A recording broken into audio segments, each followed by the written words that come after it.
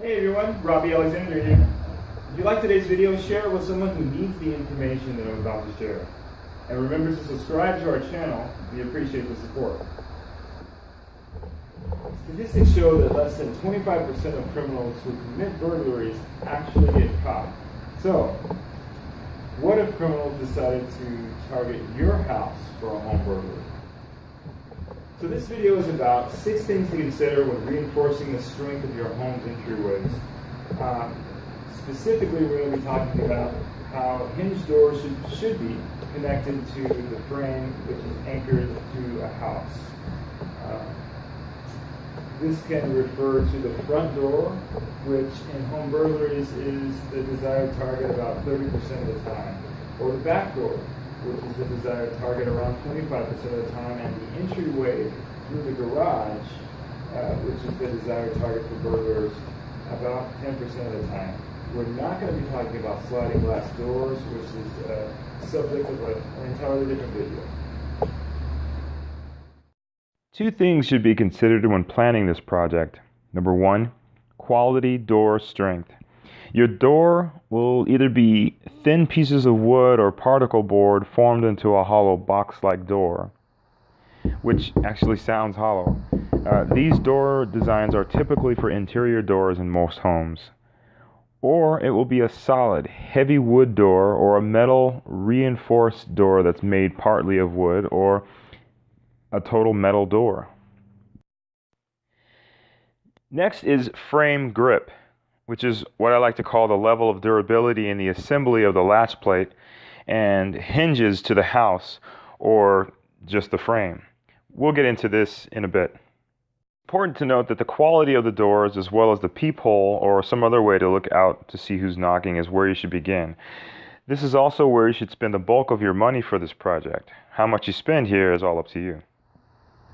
Within these 2 categories, your doorway should have 6 things in place. Number 1, a metal reinforced or a solid heavy wooden door.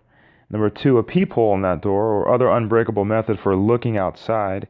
Number 3, a quality doorknob. And number 4, a quality deadbolt. This particular home has both of these on the screen as well as the door, which is great.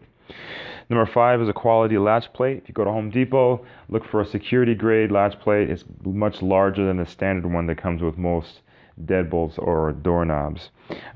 Get 3-inch screws minimum around the frame of the door. Now, if you take a screw out of your door, take it to Home Depot, they'll tell you what size screw it is, number 10 and number 12 or whatever.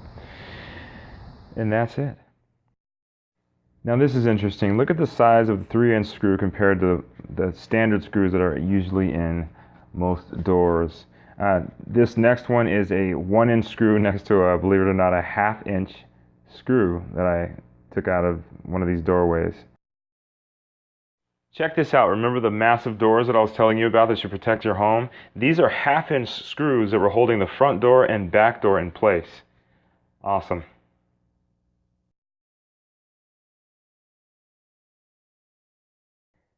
Now, referring to the anchoring or the grip of your door to its frame, just remember that energy flows through the path of least resistance. If your door is a solid one, but your door's frame is weakly anchored, the frame will give in when kicked. If your door has a very solid anchoring into the frame, but you have a weak door, the door will break in somewhere and give the criminal a way to reach in and unlock the door to gain entry to your home. If not, just walk in. Well, that's all for today. Hope you guys enjoyed today's video. As stated earlier, on average, it takes criminals 60 seconds to gain entry into a home. And within those 60 seconds, it takes about 2 to 3 good kicks to get into the average door. But after this project, the goal is for your entryway security to be well above average, and you want it to take forever to break in. And it should take at least 6 to 7 good, strong kicks to even begin to do any damage, and by that time, your burglar's fatigue and discouragement should set in. Listen, your family's security is at stake here, so you cannot cut corners on this project. So now all that's left is for you to do your homework. Get to work on your entryways and you'll be glad you did. If you like this video, or if not, comment and share your ideas below, because I've developed my approach for this security concept by building on the ideas I've learned from being a professional martial artist for 25 years, as well as spending years under the instruction of law enforcement officials. Who knows, maybe you can add something here that can give us more ideas for securing our families. And if you're ready to train to get stronger and more conditioned for handling active shooter and home break-in situations, visit www.mydragonfire.com and register for a class with me, and I'll give you some things to think about before you have to decide to pull the trigger on your gun for self-defense. As always, remember, true wealth begins with inner health. I'll see you in the next video.